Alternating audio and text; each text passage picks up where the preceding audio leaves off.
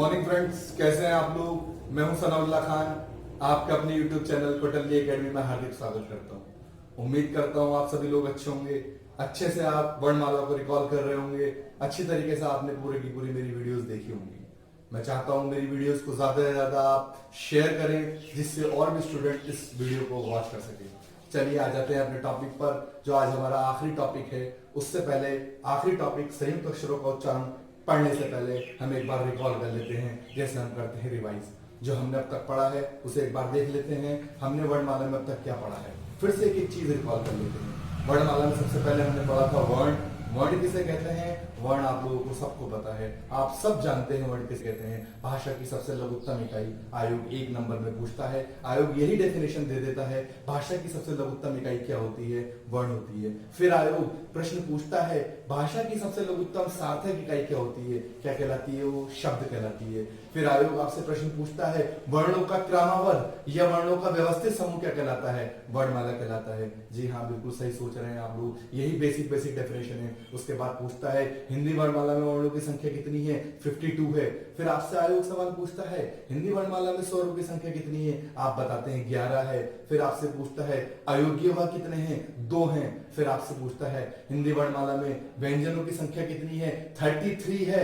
इन 33 का विभाजन कैसे है? आप बता देते हैं। 25 स्पर्श व्यंजन है, 4 अंतस्थी व्यंजन है और 4 ऊष्म व्यंजन है। इस तरीके से 33 व्यंजन होते हैं। 33 और 11 आपके कितने हो गए? 44 और 2 अयोग्य व 46 बचे 6 क्या होते हैं? जिसमें 4 संयुक्त व्यंजन आ जाते हैं, उसके बाद 2 उत्क्षेपित व्यंजन आ जाते हैं। तो कितने हो गए? 52 हो गए। बिल्कुल सही है। वर्णमाला में कितने वर्ण होते हैं? 52 वर्ण। इस तरीके से विभाजन है। इसके बाद वर्णमाला को हमने देखा 2 तरीके से विभाजित किया गया है, एक स्वर से और एक व्यंजन से। स्वरों में आपने देखा स्वरों का विभाजन किस तरीके से किया गया है। 7 तरीके से मैंने आपको स्वरों का विभाजन किया गया है। कैसे किया गया है एक बार फिर से देख लेते हैं। उत्पत्ति के आधार पर, उच्चारण के आधार पर, जाति के आधार पर, हवा की मुख की वायु के आधार पर, फिर मैंने आपको बताया था ओष्ठ के आधार पर, फिर मैंने आपको बताया था जीवा के आधार पर, फिर मैंने आपको बताया था मुख की आकृति के आधार पर। 7 तरीके से मैंने आपको स्वरों का विभाजन बताया था। फिर मैं आ गई थी हमारी चर्चा व्यंजन पे। मैंने आपको बताया था व्यंजन क्या होते हैं।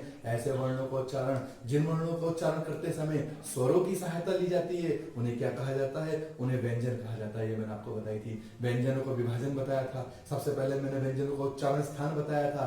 आपको बताया था कुछ वर्णों का उच्चारण स्थान कंठ से होता है, कुछ का तालु से होता है, कुछ का दंत से होता है, कुछ का ओष्ठ से होता है। जैसे मैं बोलता हूं पा, तो पा बिना ओष्ठ की सहायता से नहीं बोला जाता। मैं बोलता हूं ला, तो ला का उच्चारण स्थान क्या है? दंत है। सवाल आपसे इसी तरीके के पूछेगा। सवाल आपसे दे देगा, ये जो सा है, इस सा का उच्चारण स्थान बताइए। इस सा का उच्चारण स्थान क्या है? दंत है। जी हाँ, बिल्कुल सही सोच रहे हैं आप। उच्चारण स्थान क्या है? दंत है। ये मैंने आपको उच्चारण स्थान बताए थे। इन उच्चारण स्थान के बताने के बाद मैं आ गया था अपने टॉपिक पे। प्रयत्न के आधार पर व्यंजनों का वर्गीकरण बताया मैंने आपको। व्यंजनों को वर्गीकरण कैसे बताया? 2 तरीके से बताया। एक तो स्वरतंत्री में कंपन के आधार पर, और एक बताया मैंने आपको श्वास वायु की मात्रा के आधार पर। स्वरतंत्री, ये स्वरतंत्री क्या होती है मैंने आपको बताई। मानव के गले में 2 झिल्लियां पाई जाती हैं। उन झिल्लियों में आपस में जो कंपन होता है वायु के वेग से, तो कुछ ना कुछ घर्षण होने लगता है। इन्हीं घर्षण से 2 प्रकार की ध्वनियां जागृत होती हैं, जिन्हें कहा जाता है अघोष और सघोष। ये 2 प्रकार की ध्वनियां स्वरतंत्री में कंपन के आधार पर होती हैं। उसके बाद मैंने आपको बताया कि आपको श्वास वायु की मात्रा के आधार पे 2 प्रकार की ध्वनि जागृत होती हैं। एक होती है अल्प प्राण और एक होता है महाप्राण। मैंने आपको बताया था अल्प प्राण कौन सा होता है? 1 3 5, जिसमें पहला वर्ग आ जाए, तीसरा वर्ग आ जाए, पांचवा वर्ग आ जाए, अल्प प्राण। और महाप्राण कौन सा हो जाएगा? द्वितीय और चतुर्थ वर्ग कौन सा हो जाएगा? महाप्राण। यहां तक हमने अब तक चर्चा की थी। आगे हम अपने जो आखिरी टॉपिक है आज वर्णमाला का, इसे देख लेते हैं, जिसे कहा जाता है संयुक्त अक्षरों का उच्चारण। ये बिल्कुल नया टॉपिक है वर्णमाला में। ये बहुत रेयर ही किसी ने पढ़ाया होगा, बहुत ही रेयर कोई पढ़ाता है, क्योंकि आयोग ने इसमें से भी सवाल उठा लिया, इसलिए इस टॉपिक को बनाना बहुत ज्यादा जरूरी था। देखिए संयुक्त अक्षरों का उच्चारण क्या होता है, तो मैं आपको बता दूं। संयुक्त अक्षरों का उच्चारण हिंदी में संयुक्त अक्षरों के प्रयोग और उच्चारण की 3 रीतियां होती हैं। जो संयुक्त अक्षर हैं, इसके प्रयोग की और उच्चारण की 3 रीतियां हैं हिंदी में। तो कौन कौन सी 3 रीतियां हैं? सिर्फ 3 रीतियां देखना है। पहली रीति कौन सी है, दूसरी रीति कौन सी है और आपकी तीसरी रीति कौन सी है? पहली रीति है आपकी संयुक्त ध्वनि। पहली कहलाती है आपकी संयुक्त ध्वनि, पहली कहलाती है आपकी संयुक्त ध्वनि, दूसरी कहलाती है संप्रकट ध्वनि, संप्रकट ध्वनि, दूसरी कहलाती है संप्रकट ध्वनि, और तीसरी कहलाती है युग्मक ध्वनि, तीसरी कहलाती है युग्मक ध्वनि, तीसरी कहलाती है आपकी युग्मक ध्वनि, तीसरी कहलाती है आपकी युग्मक ध्वनि। ये आपकी संयुक्त अक्षरों के उच्चारण की तीन प्रकार की रीतियां हैं। पहली कहलाती है संयुक्त ध्वनि, दूसरी कहलाती है संप्रकट ध्वनि, तीसरी कहलाती है युग्मक ध्वनि। अब बात आ जाती है, सवाल आयोग ने इस साल जो पूछा था संप्रकट ध्वनि से पूछ लिया था। देखिए सवाल कैसे बनता है, बताने से पहले मैं आपको बताऊंगा कि ये संयुक्त ध्वनियां क्या होती हैं, ये संप्रकट ध्वनियां क्या होती हैं, ये युग्मक ध्वनियां क्या होती हैं। तो देखिए देख लेते हैं संयुक्त ध्वनि क्या होती है। संयुक्त से ही समझ में आ रहा होगा, जहां दो वर्ण एक साथ प्रयोग हो रहे हैं। तो संयुक्त का मतलब क्या है, जब दो या दो से अधिक व्यंजन ध्वनियां, जब दो या दो से अधिक व्यंजन ध्वनियां एक साथ परस्पर एक स्वर के सहारे बोली जाएं, परस्पर एक स्वर के सहारे बोली जाए, उन्हें क्या कहते हैं, संयुक्त ध्वनियां। एक बार फिर से सुन लीजिए, जब दो या दो से अधिक व्यंजन ध्वनियां परस्पर एक स्वर के सहारे बोली जाए, उन्हें क्या कहते हैं, संयुक्त ध्वनि। कैसे, जैसे मैंने कहा मुझे बोलना है कोई वर्ड प्राण, प्राण बोलना है। इस प्राण को बोलने से पहले मान के चलिए मुझे ये प्राण बोलना है, तो प्राण बोलने से पहले पा प्राण, पा से बोलने से पहले जब मैं होठों पे पा लाऊंगा तो पा के साथ रा भी लाऊंगा, इसलिए क्या हो जाएगा, प्रा, पा और रा। इसलिए एक साथ मैंने क्या बताया, दो व्यंजन ध्वनियां, ये दो व्यंजन ध्वनियां एक साथ बोली जाएंगी, तो वहां पर कौन सी हो जाएगी, संयुक्त अक्षर की ध्वनियां। कौन सी हो जाएगी, संयुक्त ध्वनि। समझ में आई बात? जी हाँ, बिल्कुल समझ में आई होगी। जैसे मैंने कहा प्राण, तो प्राण में पा और रा एक साथ एक होठ के सहारे एक स्वर के सहारे बोले जाएं, इसलिए से क्या कहेंगे, संयुक्त ध्वनियां। जैसे मैंने कहा प्रारब्ध, जैसे मैंने कहा प्रारब्ध, देखिए प्रारब्ध, प्रा, प्रा फिर देख लीजिए पा और रा एक साथ बोला जा रहा है। जब दो व्यंजन ध्वनियां एक स्वर के सहारे बोली जा रही हैं, तो क्या कहला रही है सर, संयुक्त ध्वनियां। क्या कहला रही है मैडम, संयुक्त ध्वनियां। जी हाँ, तो इन्हें क्या कहा जाता है, संयुक्त ध्वनियां। जैसे मैंने कहा क्लांत, जैसे मैंने कहा क्लांत, क्लांत को देख लीजिए, क्ला, क्ला, क्लांत, नंत, लास्ट में आप देखेंगे तो एक साथ उच्चारण कर रहे हैं। जैसे मैंने कहा प्रारब्ध, प्राण, क्लांत, प्राण, ध्यान, इस तरीके के जो शब्द आपके क्या कहलाएंगे, आपके कहलाएंगे संयुक्त ध्वनियां। ये क्या कहलाएंगे, आपकी संयुक्त ध्वनियां। बात आ जाती है दूसरी, दूसरी क्या कहलाती है, संप्रकट ध्वनियां। ये संप्रकट ध्वनियां संयुक्त ध्वनियां से कैसे डिफरेंस है, जी हाँ देख लेते हैं।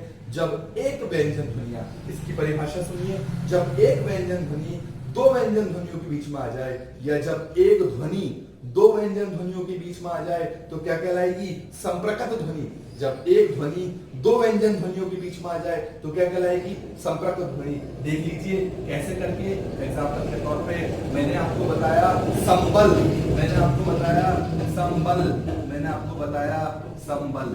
देखिए एग्जाम में यही पूछा गया था, संबल, संबल किस प्रकार की ध्वनि है। एग्जाम में जो आयोग ने कहा कि संबल बताएं किस प्रकार की ध्वनि है, संयुक्त है, संप्रकट है, युग्मक है या उत्क्षेपित है, यही सवाल आया था सर। बहुत लोग, कम से कम 98% लोगों ने इसका सवाल गलत मारा, 2% होंगे सर जिन्होंने सवाल सही मारा होगा, जिन्होंने पढ़ रखा होगा, अदरवाइज बहुत रेयर है किसी ने ये चीज पढ़ रखी होगी। तो देखिए संप्रकट ध्वनि क्या होती है, एक व्यंजन ध्वनि या एक ध्वनि जिसके दो व्यंजन ध्वनियां बीच में आ जाए, दो व्यंजन ध्वनियों के बीच में एक ध्वनि आ जाए। तो देखिए एक ये व्यंजन है और एक ये व्यंजन है, इसके बीच में एक ध्वनि आ गई, सम, मा आ गई। इसका मतलब क्या हो गया, जब एक ध्वनि दो व्यंजन ध्वनियों के बीच में आ जाए तो क्या कहलाएगी, संप्रकट ध्वनि। जैसे संबल हुआ, जैसे मान के चलिए कंबल हुआ, इस तरीके के जो एग्जांपल है आपके क्या है, संप्रकट ध्वनि के हैं। तो देखिए संयुक्त को देख लीजिए और संप्रकट। संयुक्त मतलब दो व्यंजन ध्वनियां जब एक साथ एक स्वर के सहारे बोली जाए तो संयुक्त है। संयुक्त का मतलब ही है डबल,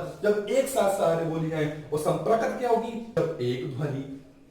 जब एक ध्वनि दो व्यंजन ध्वनियों के बीच में आ जाए तो क्या कहलाएगी सर, आपकी संप्रकट ध्वनि। बात समझ में आई होगी। तीसरा टॉपिक है आपका युग्मक ध्वनि। ये युग्मक ध्वनि क्या होती है, इस युग्मक ध्वनि को द्युत ध्वनि भी कहा जाता है। क्या कहा जाता है सर, द्युत ध्वनि। युग्मक ध्वनि क्या होती है सर, जब एक ध्वनि एक स्वर रहित होती है और एक व्यंजन स्वर सहित होता है। जब एक स्वर रहित व्यंजन, जब एक स्वर सहित व्यंजन के सहारे बोला जाए तो उन्हें क्या कहा जाएगा, युग्मक ध्वनि।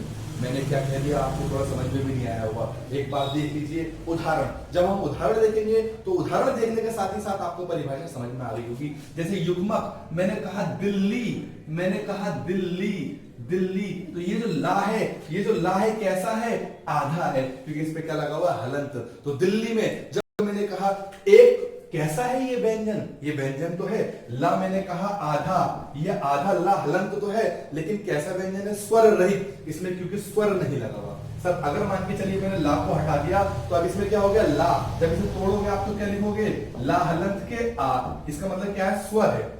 तो ये कैसा हो गया सर, अगर मैंने कहा ये ला है तो ये हलंत के साथ ला है, तो इसका मतलब क्या है, इसमें स्वर लगा हुआ नहीं है, तो इसका मतलब क्या, वो स्वर रहित।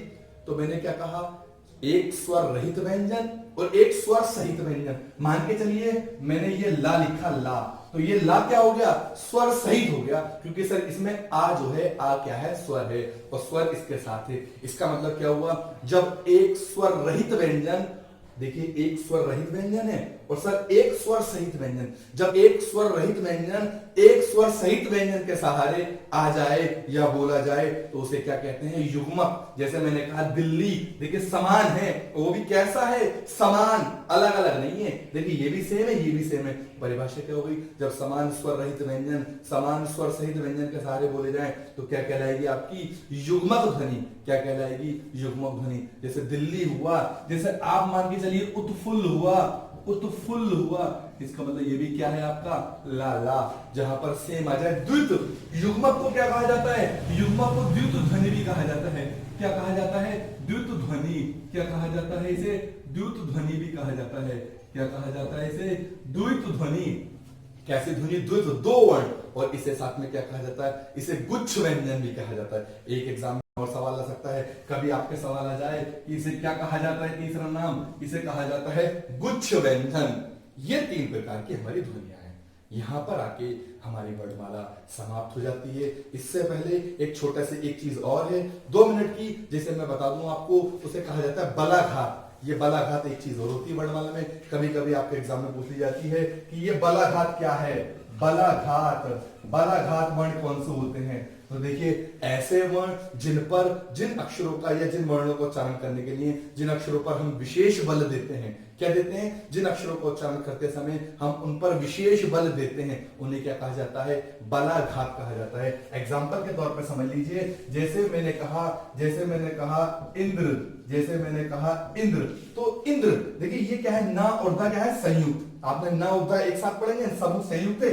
इससे पहले जो ई है तो ई पर जोर देंगे हल्का सा, इंद्र, इंद्र जब बोलेंगे तो इस पर क्या लग रहा है, बल लग रहा है, इसलिए इंद्र कैसा शब्द है, बलाघात, इसलिए इसे क्या कहा जाता है, बलाघात स्वर भी कहा जाता है, बलाघात वर्ण भी कहा जाता है। बस ये मैं आपको बताना चाह रहा था। इतनी वर्णमाला में आपसे सवाल एक्सपेक्टेशन पूछाते हैं, ये आपकी वर्णमाला की आखिरी वीडियो थी। अब मैं लेकर आपसे इससे क्वेश्चन सवाल लेकर आऊंगा। मैं उम्मीद करता हूं कि आप ज्यादा से ज्यादा वीडियो को देखें, ज्यादा से ज्यादा लाइक करें, ज्यादा से ज्यादा शेयर करें, और बहुत ज्यादा आपको बेनिफिट रहेगा। सही वर्णमाला जिस मैंने मेहनत से शिद्दत से बनाई है, मैं उम्मीद करता हूं उसी शिद्दत से आप इस वीडियो को देखेंगे, ज्यादा से ज्यादा दिखाएंगे। शुक्रिया, थैंक यू, नमस्कार।